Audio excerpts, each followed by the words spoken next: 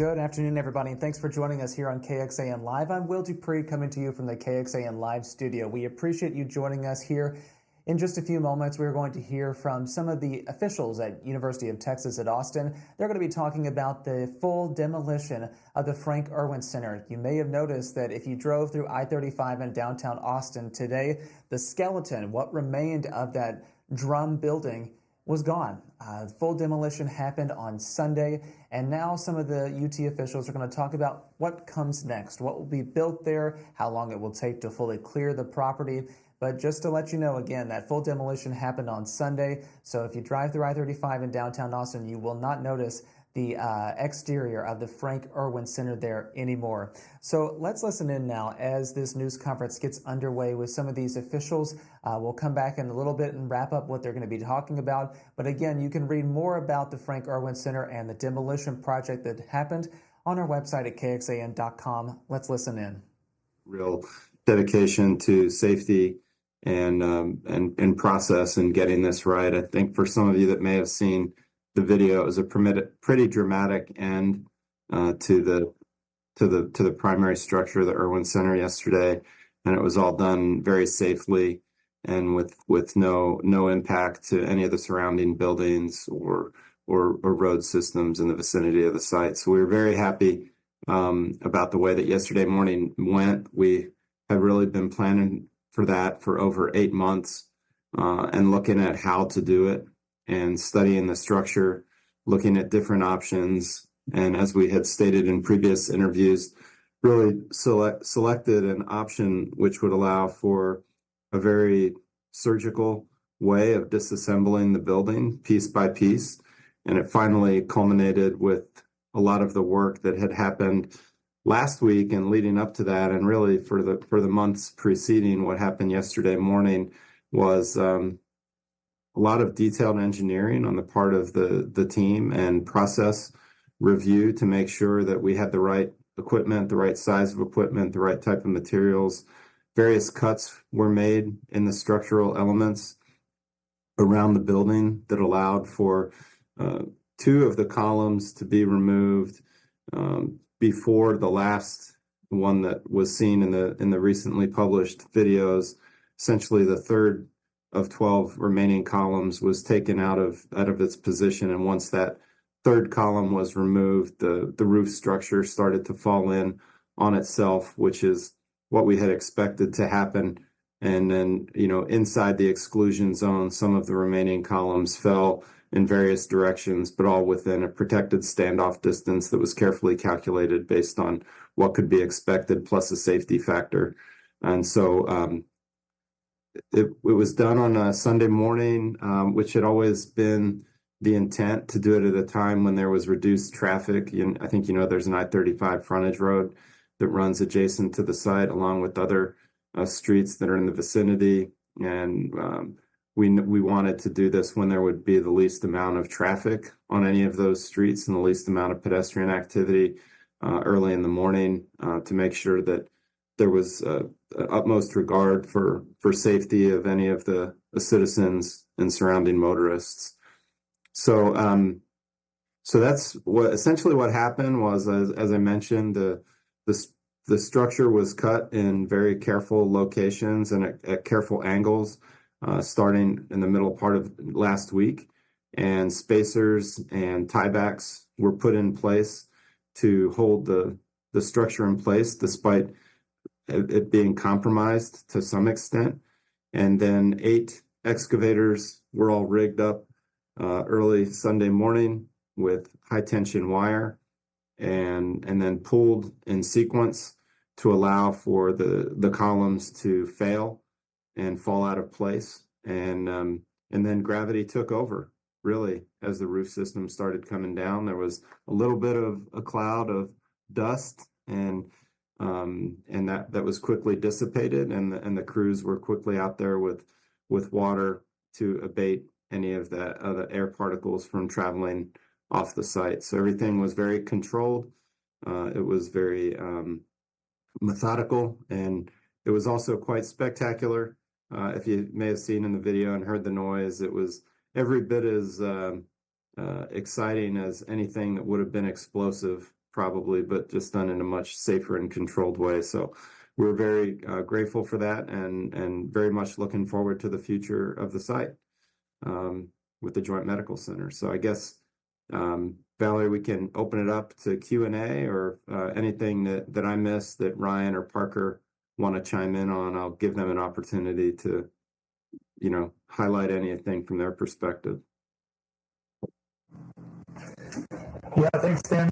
I think you pretty much well covered it. Honestly, in our eyes, from our perspective, everything went exactly as planned. Everything stayed within the exclusion zone.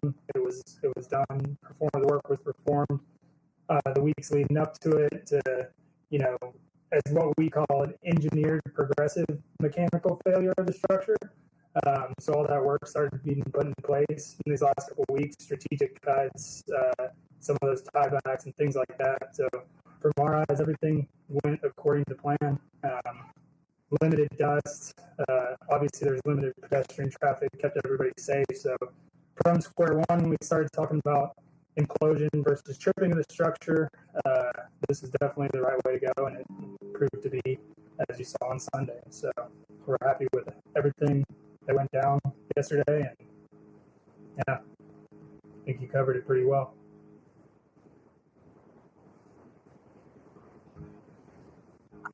So now we will open it up to questions if folks have any.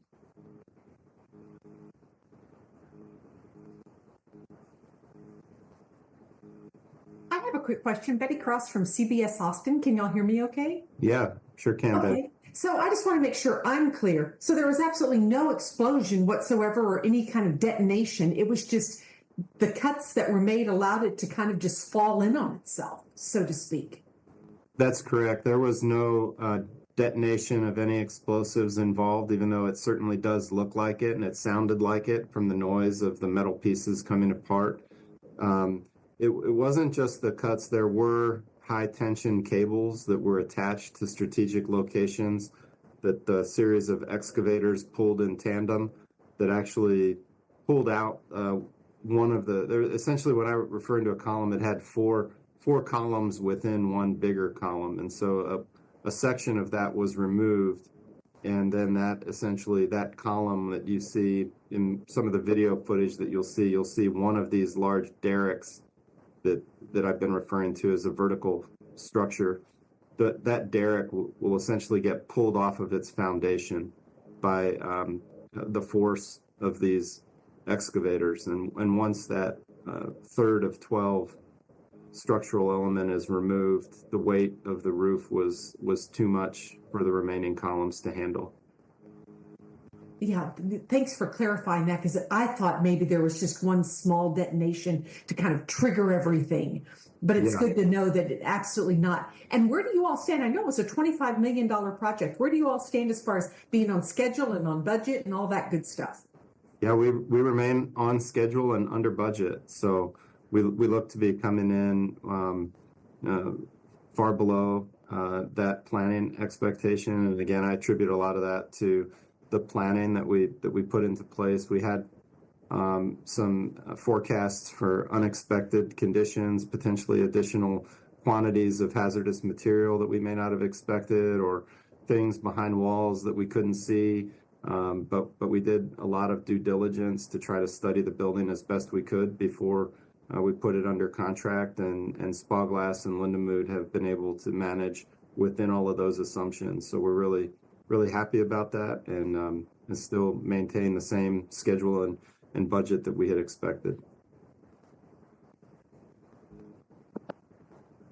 Hi there. I'll take the next question. Jayla Hi, Jayla. Washington here with KXAN. Can you guys hear me okay? Yeah. Hi. Hi. So yeah, the video was certainly, I think you called it spectacular, which it certainly was. And while it's exciting for what's to come, there are still a lot of people who are a little sad to see it go. Sure.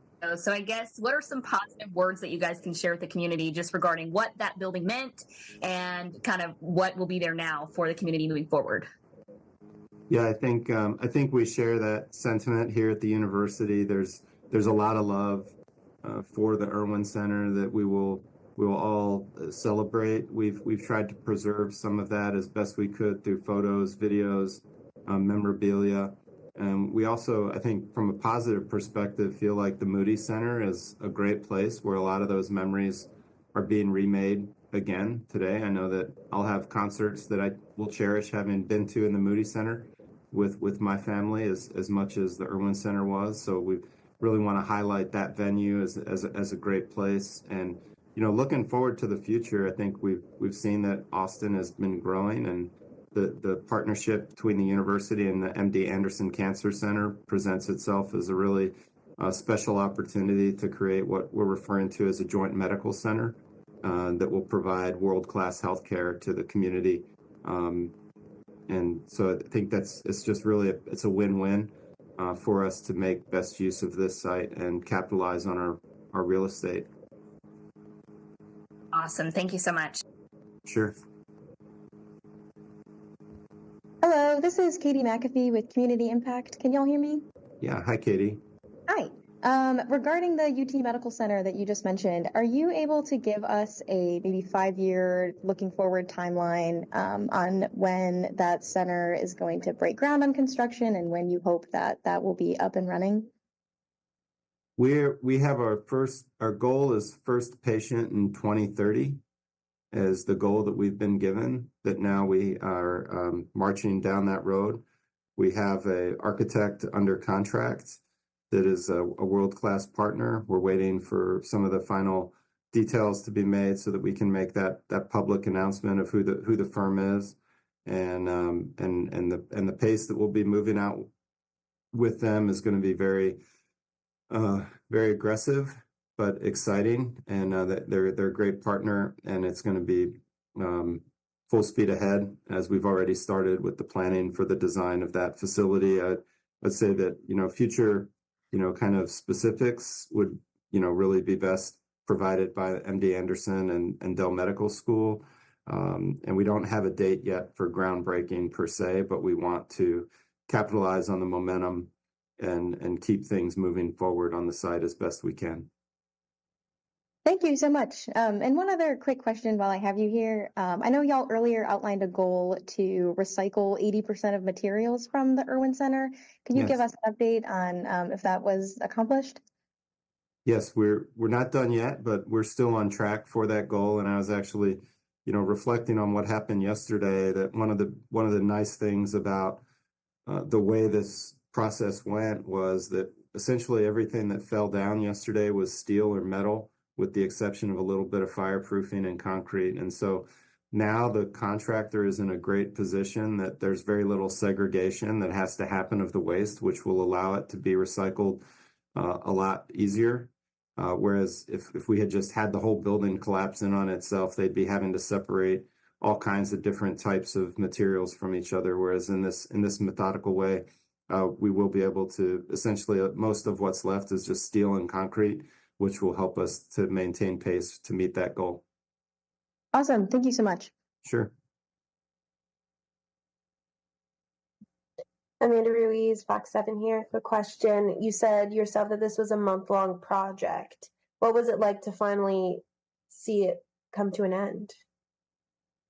I'll tell you, for me personally, it was very gratifying. And again, not to take away from the sadness of seeing the building go, but there's a lot of risk involved. And I knew that this was going to be the most challenging for every amount of engineering that you do, there's always a little bit of uncertainty that goes with some of this because of the weights and the details that you make the best case you can. And I really didn't want to get anybody hurt or see anything damaged. And so to see that it all went exactly according to plan, and all of the hard work and effort, and really I can't express the amount of detailed engineering and thought and calculation and coordination that happened behind the scenes by those three partners. And so to see it all come together and to see that work and planning pay off was very gratifying. And it was exciting as well too, just because I think the noise and the drama of it was hard not to get a little wrapped in it. But I was just happy for the team because there were countless hours that were put in by our partners, and so for them to feel like it was a job well done, it kind of made everybody feel good.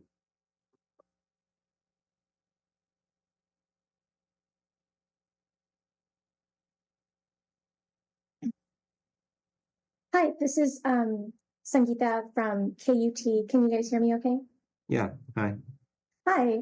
I had a question. So the press release said that the completion of the full demolition is expected in September. Can you clarify what work remains? Is it just removing that steel and recycling? That is one of the big things, but there's still a lot of concrete on the site. Inside the arena, there is still quite a bit of the bowl, maybe half the bowl, the slab on grade. There was parking structures that are still in existence, retaining walls, and a lot of subterranean pieces that need to be removed. Ryan, you probably have better details than that, but. Yeah, so we have a lot of that slab on grade remaining. There is some concrete walls still in the interior of the structure that we have to demolish. Obviously, there's a big concrete wall along the 35 access road that has to go. Outside of that, once we're done, basically removing all that concrete, all that steel material, we have to regrade the site. And then work on installing a storm drain. So when the site is regraded, any groundwater will run off into the storm drain, and then we'll also place sod once the site's regraded. So there's still a decent amount of activity. There's going to be a lot of trucks moving in and out, getting all that steel out of the site right now. So although the more dangerous activities are completed, there's still a lot of work to go to meet that September date. So. Thank you.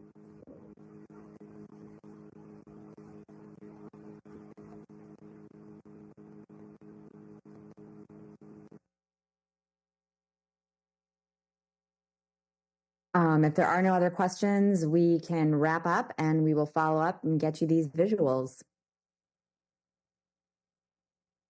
Thank you. Thank you all for coming and for covering this event. Thank you.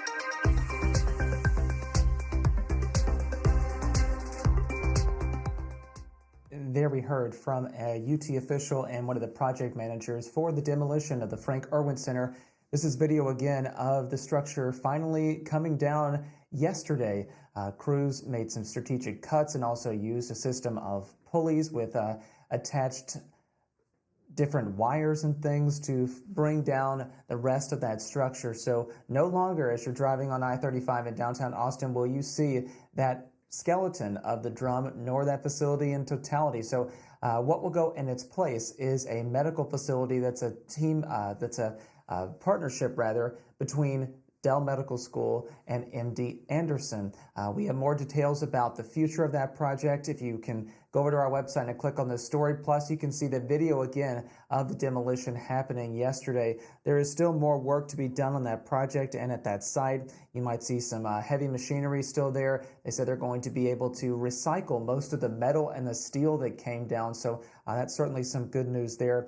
But there is no set date yet for when that project, that medical facility, will be broken ground upon. So we'll have to wait and see and work to gather some more details about that. But for now, I'm Will Dupree in the KXAN Live studio. Thank you all again for watching. We'll see you back here at another time. Hope you all enjoy the rest of your day. Take care.